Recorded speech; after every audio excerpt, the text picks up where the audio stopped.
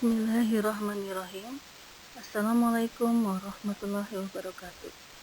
Apa kabar anak-anak hebat? Semoga kita semua ada dalam keadaan sehat dan tetap semangat.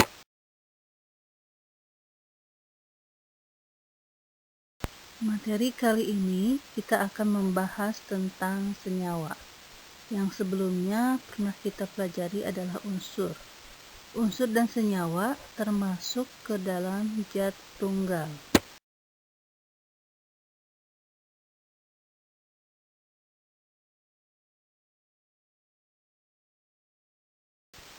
Senyawa adalah zat yang dapat diuraikan menjadi dua unsur atau lebih dengan cara kimia.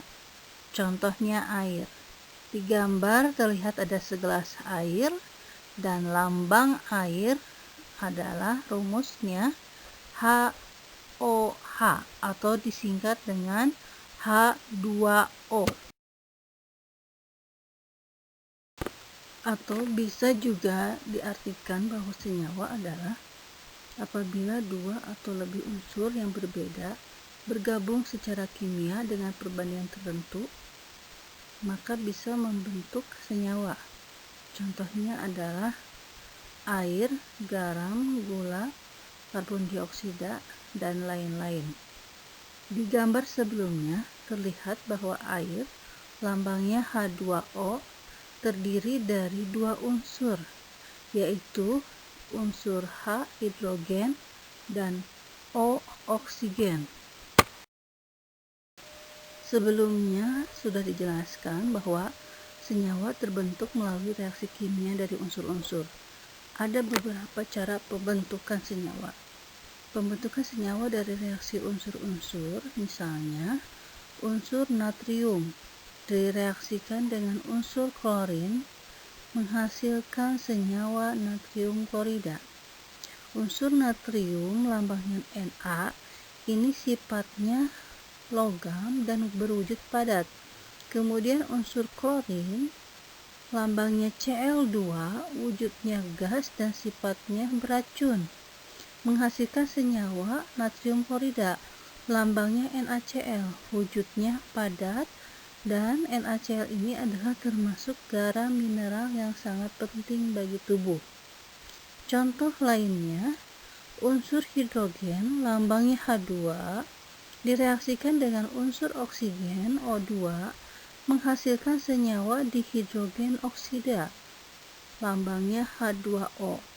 Wujud unsur hidrogen adalah gas, wujud oksigen juga gas, tetapi senyawanya setelah terbentuk wujudnya adalah cair. Ciri-ciri senyawa. Sifat senyawa sangat berbeda dari unsur-unsur penyusunnya.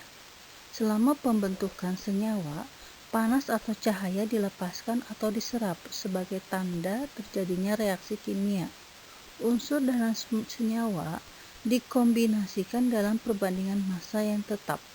Senyawa dapat diuraikan menjadi unsur-unsur atau senyawa lain yang lebih sederhana. Penguraian senyawa dapat terjadi karena pemanasan, efek listrik, dan efek cahaya. Rumus kimia. Rumus kimia suatu senyawa merupakan komposisi, jumlah, dan jenis atom yang dikandung oleh suatu senyawa. Ingat bahwa senyawa merupakan kombinasi unsur-unsur dengan perbandingan tertentu. Pada tabel adalah contoh rumus kimia. Yang pertama, nama senyawa asam nitrat. Rumus kimianya HNO3. Terdiri dari unsur penyusunnya yaitu unsur hidrogen, nitrogen, dan oksigen.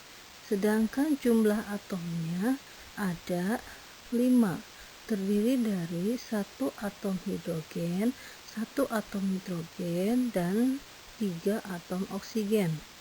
Kemudian nama senyawanya asam klorida. Rumus kimianya HCl. Unsur penyusunnya adalah unsur hidrogen dan unsur klorin. Jumlah atomnya ada 2, terdiri dari 1 atom hidrogen dan 1 atom klorin. Selanjutnya nama senyawanya asam sulfat. Rumus kimianya H2SO4. Unsur penyusunnya adalah unsur hidrogen, sulfur, dan oksigen. Jumlah atomnya ada 7, terdiri dari 2 atom hidrogen, 1 atom sulfur, dan 4 atom oksigen. Nama senyawanya natrium hidroksida. Rumus kimianya NaOH. Unsur penyusunnya terdiri dari unsur natrium, unsur oksigen, dan hidrogen. Jumlah atomnya ada 3, terdiri dari 1 atom natrium, 1 atom oksigen, dan 1 atom hidrogen. Tata nama senyawa kimia sederhana. Tata nama senyawa biner, non-logam, dan semilogam. Rumus kimia. Senyawa biner adalah senyawa yang terdiri dari 2 jenis unsur. Unsur yang urutannya lebih kiri ditulis terlebih dahulu. Urutannya adalah B, Si, C, Sb, As, P, N, H, Te, Se, S, I, Br, Cl, Of. Contoh, belerang trioksida ditulis SO3 bukan O3S karena posisi yang paling kiri adalah S. Kemudian air ditulis H2O bukan OH2 karena yang paling kiri adalah unsur H. Tata nama. Jika hanya membentuk sejenis senyawa, indeks tidak perlu disebutkan. Contoh HCl, hidrogen klorida. H2S, hidrogen sulfida, bukan dihidrogen sulfida. Jika membentuk 2 macam senyawa atau lebih, indeks disebutkan dalam bahasa sebagai berikut. 1. Mono, 2. di, 3. tri, 4. tetra, 5. penta, 6. heksa, 7. hepta, 8. okta, 9. nona, dan 10. deka. Awalan mono untuk unsur yang di depan tidak perlu disebutkan. Contoh, SO2, sulfur dioksida atau belerang dioksida. SO3, sulfur trioksida atau belerang trioksida. CO, karbon monoksida. CO2, karbon dioksida. N2O, dinitrogen monoksida. NO, nitrogen monoksida.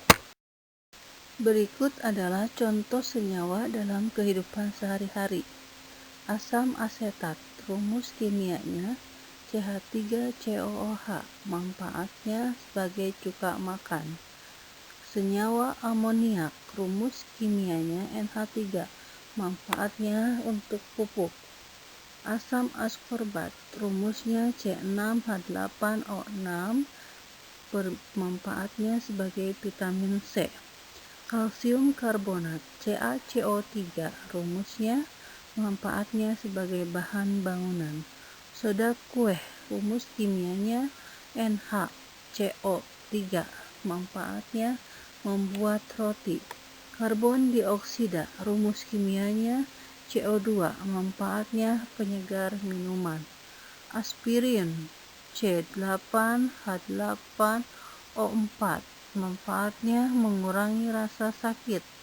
Magnesium hidroksida, MgOH 2 kali, manfaatnya obat penawar asam.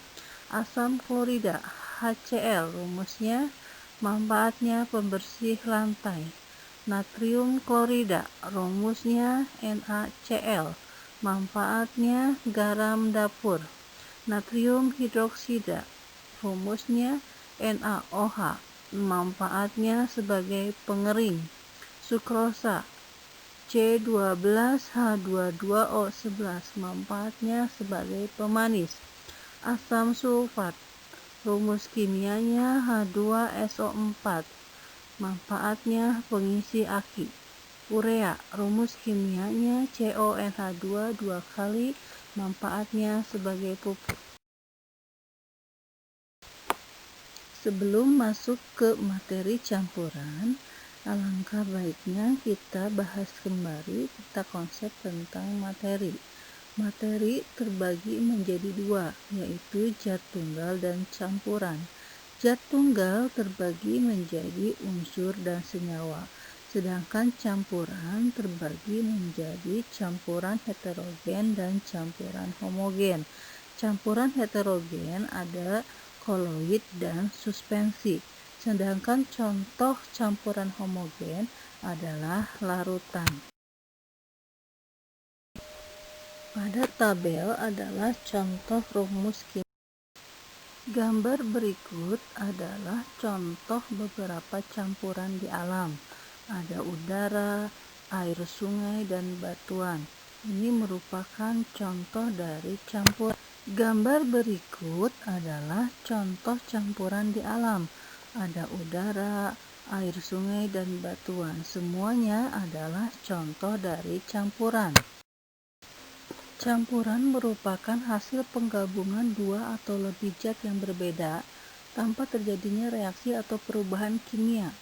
Masing-masing zat dalam campuran tidak bereaksi secara kimia satu sama lain. Masing-masing zat dapat dipisahkan kembali dari campuran. Campuran dapat tersusun atas unsur-unsur, senyawa-senyawa, atau keduanya, unsur dan senyawa. Campuran dibedakan menjadi campuran homogen maupun campuran heterogen. Di samping ada gambar contoh campuran, yaitu dinding, air laut, sayuran, air teh. Atau bisa juga diartikan bahwa senyawa adalah apabila dua atau lebih unsur yang berbeda bergabung secara kimia dengan perbandingan tertentu, maka bisa membentuk senyawa.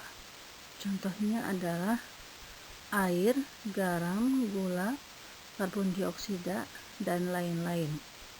Di gambar sebelumnya terlihat bahwa air, lambangnya H2O, terdiri campuran heterogen.